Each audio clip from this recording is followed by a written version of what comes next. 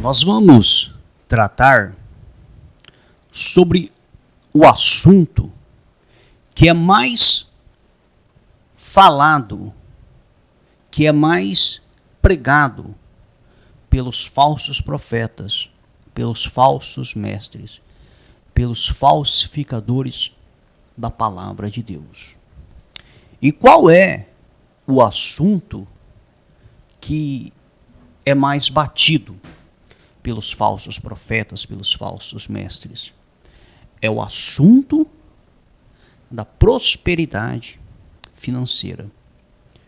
Porque, analise bem, se você receber uma proposta da seguinte forma: olha, você vai trabalhar em uma empresa, porém você não vai receber salário.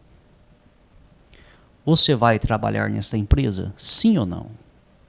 Se você já ouve de cara, olha, você vai trabalhar, mas você não vai receber salário. Você vai trabalhar, sim ou não?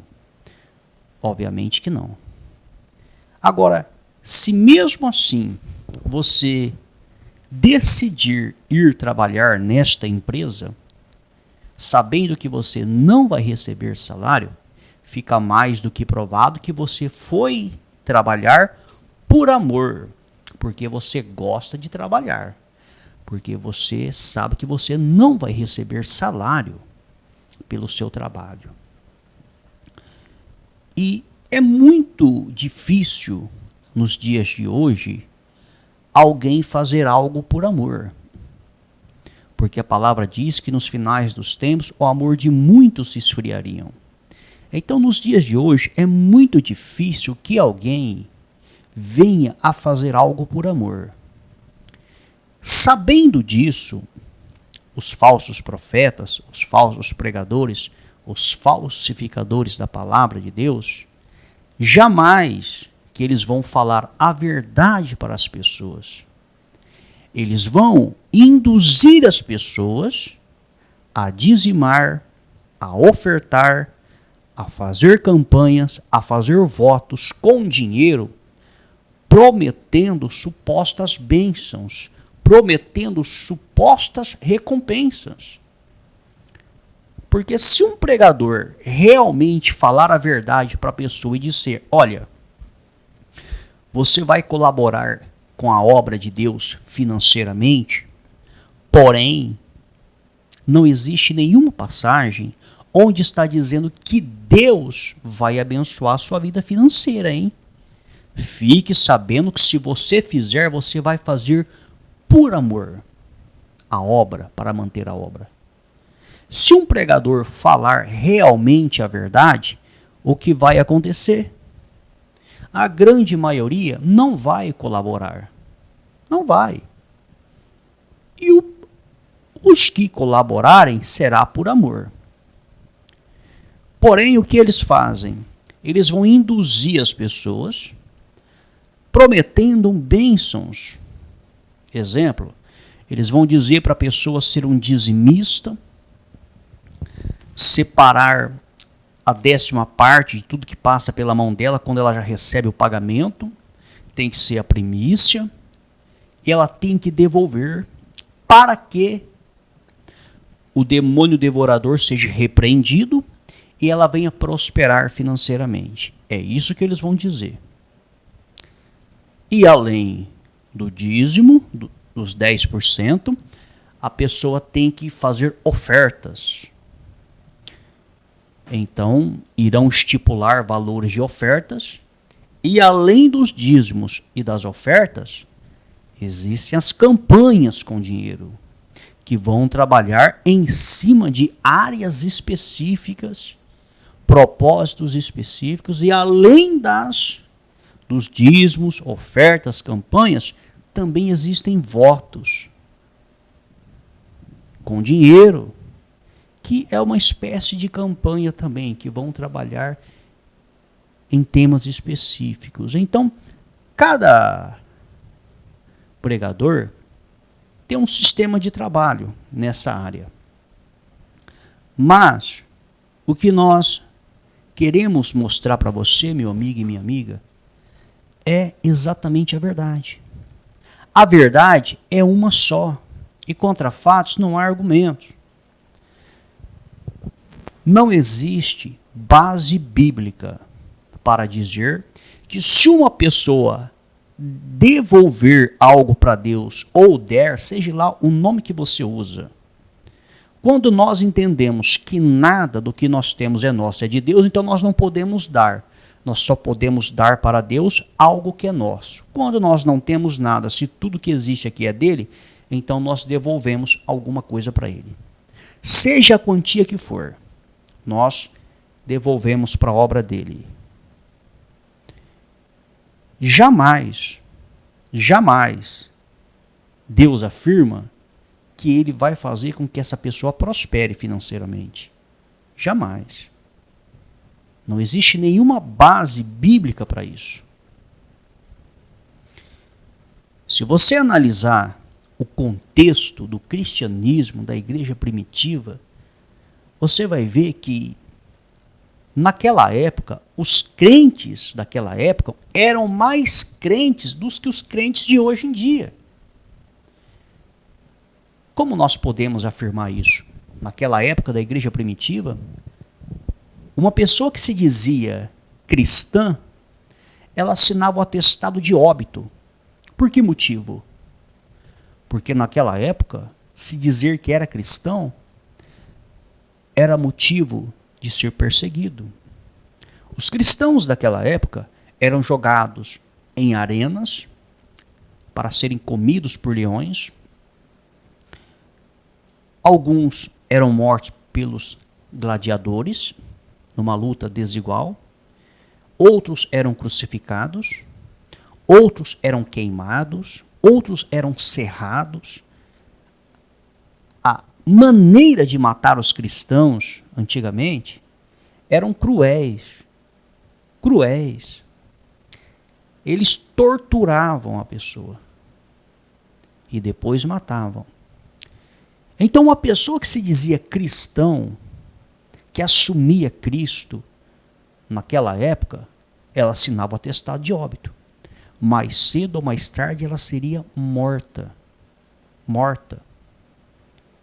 Pelo fato de ser cristão.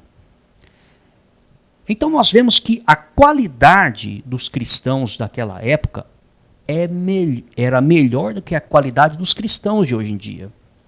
Porque, entenda, nós não estamos aqui desmerecendo ninguém. Até nós mesmos não chegamos nos pés daqueles cristãos daquela época. Nós não chegamos. Nós reconhecemos isso.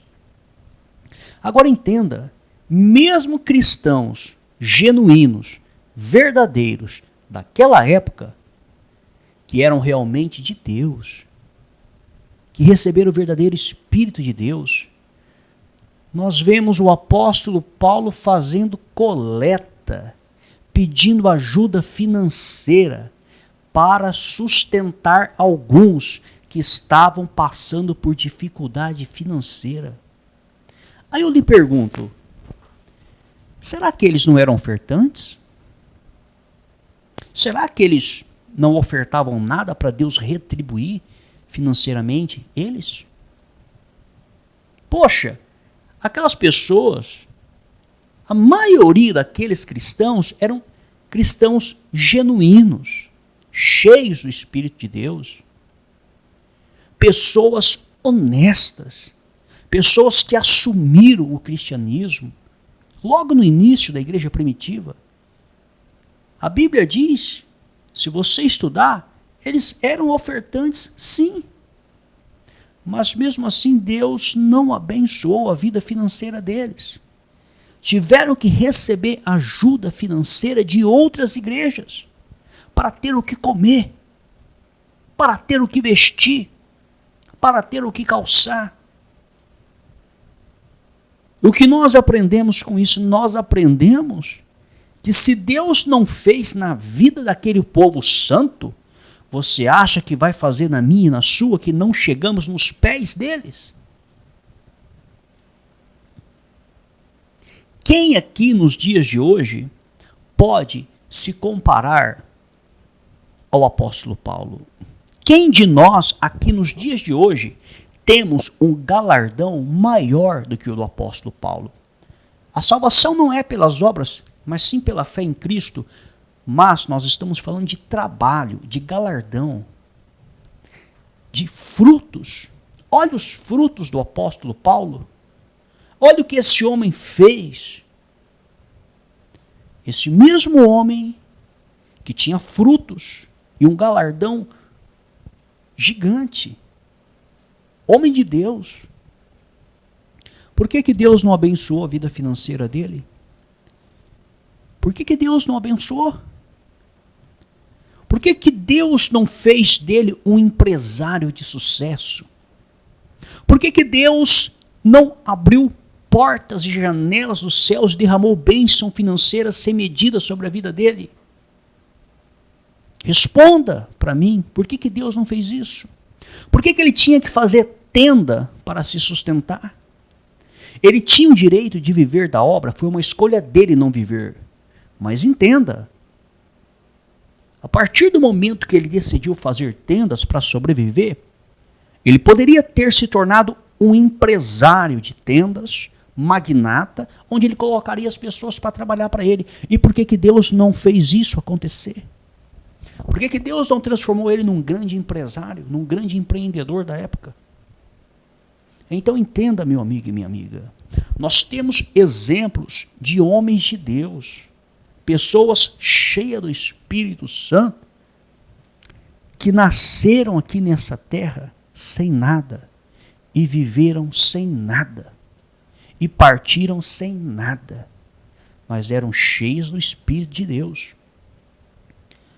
Não existe nenhuma passagem bíblica onde Deus garante abençoar a vida financeira da pessoa que aceita Jesus Cristo. Mas se realmente for abrir o jogo e falar a verdade para a pessoa, olha, se você quiser colaborar, ajudar na obra de Deus, tem que ser de livre e espontânea vontade. E tem que ser com alegria. E tem mais. Não significa que Deus vai retribuir você, hein? Não tente fazer um negócio com Deus. Se você falar a verdade, a maioria não vai ajudar. É por isso que os falsos profetas, sabendo disso, eles vão começar a fazer promessas. Olha, se você quer prosperar financeiramente, você tem que ser um dizimista fiel. Eles vão falar isso.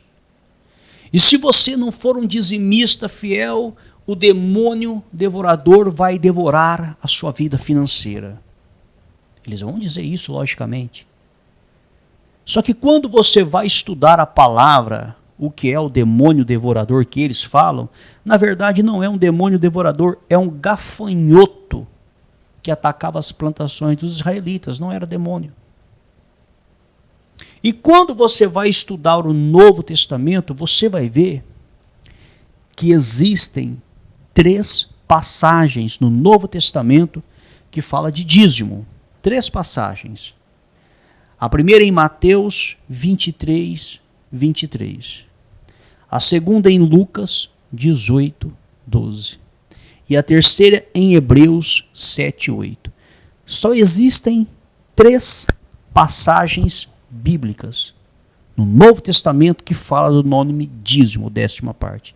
E essas 3 passagens, nenhuma está dando ordem para os cristãos devolverem o dízimo, a 10ª parte. Então preste atenção.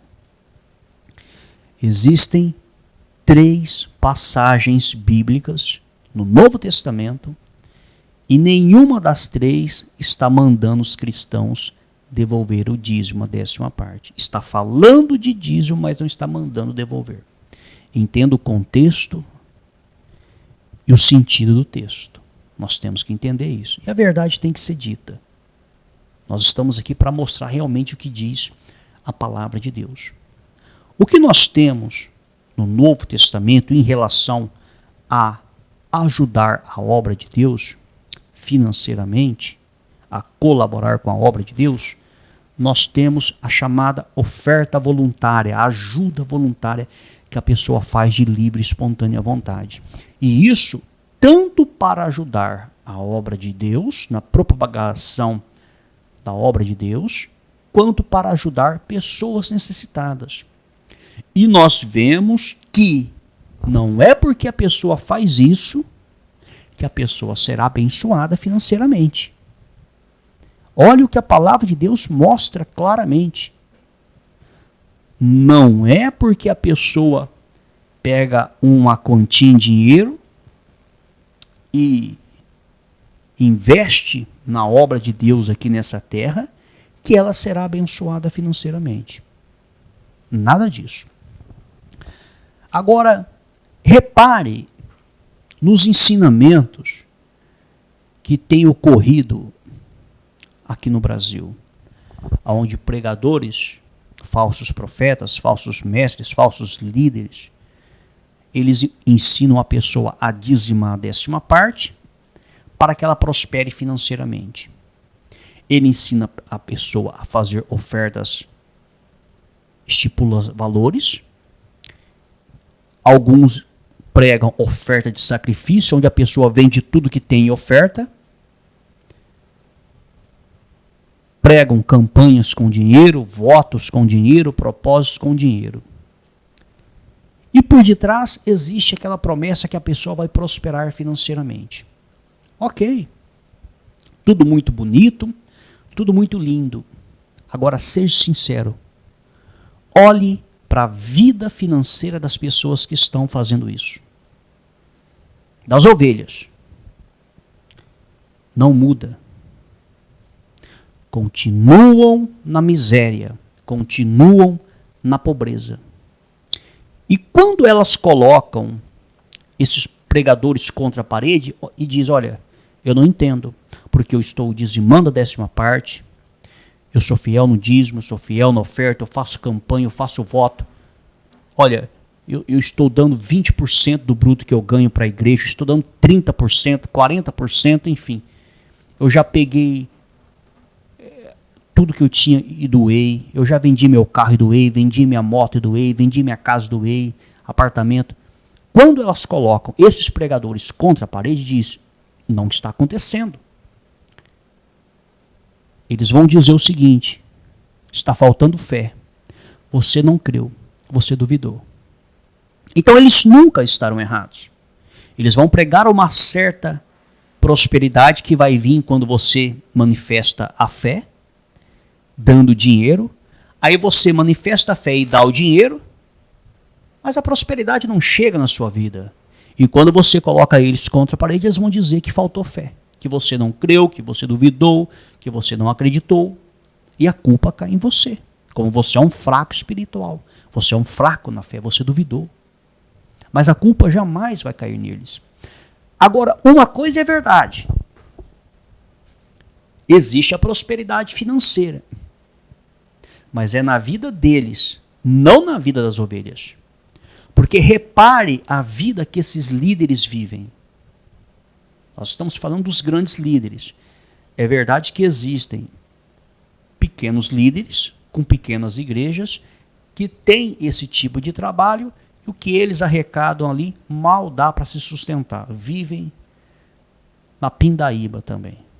Agora, se você analisar os grandes líderes que têm bastante ovelhas, que ensinam as pessoas a devolver a 10ª parte para prosperar financeiramente, se ela não devolver, o demônio vai entrar na vida dela, o devorador vai devorar, estipulam valores de oferta, pregam oferta de sacrifício para a pessoa vender tudo que tem e depositar no altar, fazem campanhas com dinheiro, fazem votos com dinheiro, propósitos com dinheiro, tudo para supostamente a pessoa prosperar financeiramente. Porém, a pessoa não prospera financeiramente. Mas quem é que prospera? Os líderes. Os líderes prosperam. Por que eles prosperam? Porque está vindo o dinheiro das ovelhas para eles, mas deles para as ovelhas não, e de Deus para as ovelhas também não.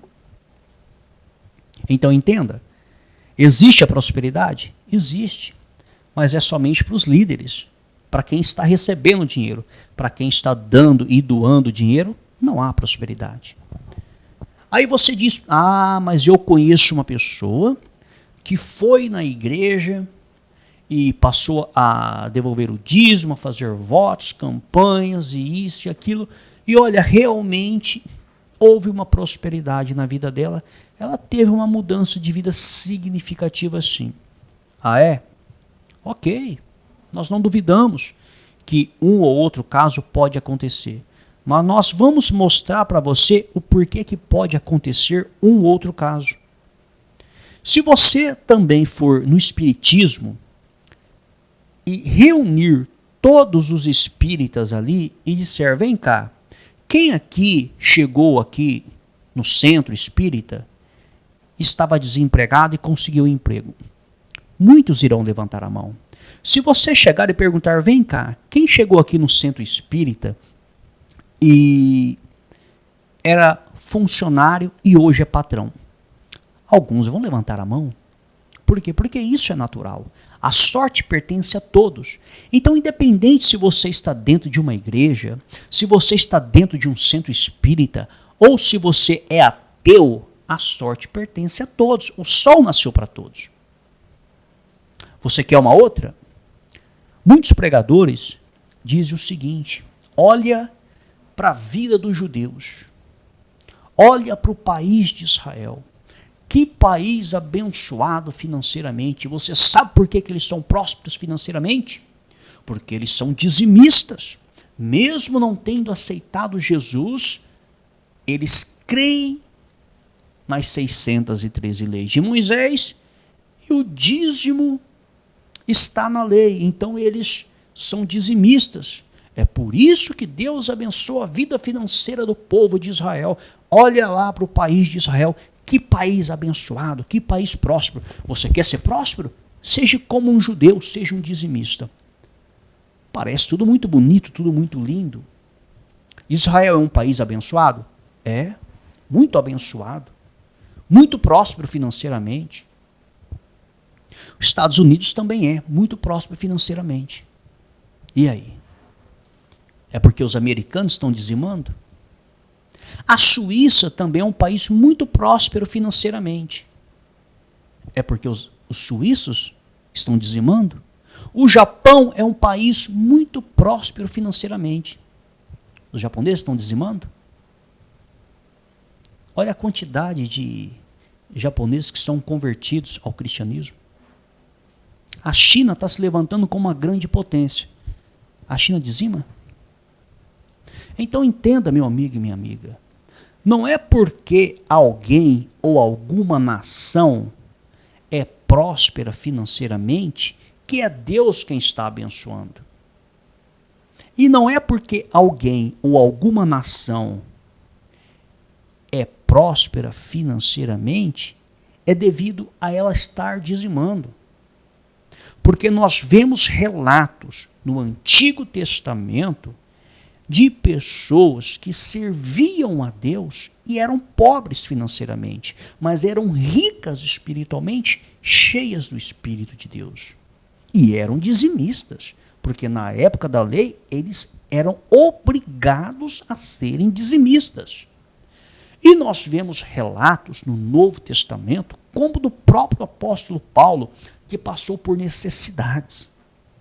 E de muitos cristãos que o apóstolo Paulo fazia campanhas, mas não era campanha de prosperidade não, era campanha de arrecadar dinheiro para distribuir para os crentes pobres que não tinham condições nem sequer de comprar o que comer, o que beber e o que vestir e o que calçar. Necessidades básicas, estavam passando por necessidades e eram pessoas de Deus. Então nós vemos a Bíblia, que é a palavra infalível de Deus, mostrando claramente que desde o Antigo Testamento ao Novo Testamento existiam pessoas de Deus que tinham aliança com Deus, que passavam por privações aqui na terra. Passavam por apertos aqui na terra e não foram prósperas financeiramente. Algumas nem saúde tinham. Nós vemos o profeta Eliseu jogado em uma cama, com uma enfermidade, a qual o levou a óbito. Homem de Deus. Nem saúde teve nos seus últimos dias. Mas, por outro lado, também existia um homem de Deus com saúde. Nós vemos Moisés. Moisés tinha saúde.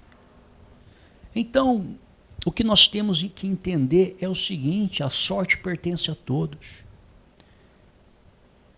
E se você ainda está nessa, que se você for um dizimista, se você der seu dinheiro, você vai ser abençoado financeiramente, é só você olhar para a vida dos magnatas. Puxa, os mais ricos do mundo. Analisa se algum deles devolve dízimo. Analisa se algum deles faz investimento na obra de Deus. Analisa, estuda. E por que são os mais ricos? A sorte pertence a todos.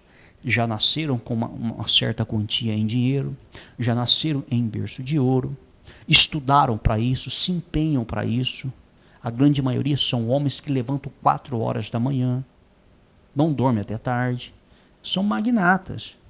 Então, a sorte pertence a todos.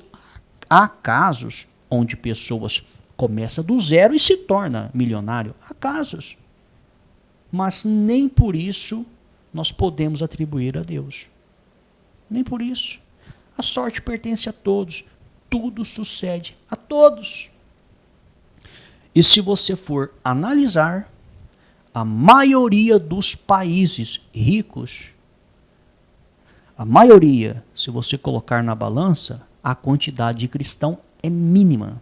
E se você for analisar, a maioria dos magnatas, seja homens, seja mulheres, os mais ricos, a maioria, se você pegar, é raro ter um cristão no meio. Está aí a grande prova. Está aí a grande prova. Que não tem nada a ver uma coisa com a outra. Deus pode abençoar a vida financeira de uma pessoa? Pode. Abençoou Salomão, abençoou Abraão, abençoou Isaac, abençoou Jacó, abençoou Davi financeiramente. Mas não abençoou o apóstolo Paulo. O apóstolo Paulo precisava de dinheiro, hein? Já pensou se o apóstolo Paulo caísse dinheiro do céu para ele? Já pensou quantas almas mais ele não poderia ter ganhado? Ao invés de perder tempo fazendo tenda para se sustentar? O tempo que ele perdeu fazendo tenda era almas a mais que ele teria ganho. Já pensou nisso? Então entenda. Não depende do que quer, não depende do que corre, mas sim daquele que Deus se compadece. Deus pode abençoar a vida financeira de uma pessoa nos dias de hoje? Pode, porque Ele é o dono do ouro e o dono da prata. Pode. Mas não é porque a pessoa está investindo na obra dele. Não é. Não é. Porque se ele abençoar a vida financeira de uma pessoa, porque uma pessoa investiu financeiramente na obra dele, isso se torna uma troca. Então quer dizer, eu invisto e eu recebo de volta. Isso é poupança. Isso é investimento. E é isso que os falsos profetas ensinam. Investimento no reino de Deus. Você investe 10, recebe 100. Você investe 100, recebe 1.000. Você investe 1.000, recebe 10.000. É isso que os falsos profetas ensinam. E as pessoas crescem o olho e dizem, pô, peraí, se eu colocar na poupança, o juro é pequeno. Então eu vou investir na obra de Deus. Eu vou pegar tudo e vou investir. Eu vendo a minha casa e oferto a minha casa. E Deus me dá uma mansão. Eu vendo o meu carro popular e oferto o meu carro popular. E Deus me dá um carro importado. É isso que eles prometem. E as pessoas caem nessa cobiça, nessa ganância e acabam fazendo isso. E você sabe o que acontece? Nada. Exatamente nada. Se você doar a sua casa, você vai continuar sem casa e vai viver de aluguel. Se você doar o seu carro, você vai andar a pé. Se você doar a sua moto, você vai andar a pé. E se você colaborar com a obra de Deus, fique sabendo, Deus não vai retribuir você não. Porque Deus ama aquele que dá com alegria. Não existe barganha com Deus. Não existe negócio com Deus. Deus não faz negócio. Se você quer fazer negócio, você tem que procurar um banco, investir em ações, aplicar o seu dinheiro em poupança, não na obra de Deus. Obra de Deus não é negócio. Obra de Deus é espiritual. E nós estamos aqui para mostrar exatamente a verdade.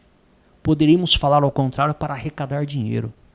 Mas nosso objetivo não é arrecadar dinheiro. O nosso objetivo é falar a verdade. Nós estamos aqui para agradar a Deus e não ao homem. Ao homem, pouco nos importa. Pouco nos importa. Nosso objetivo é agradar a Deus.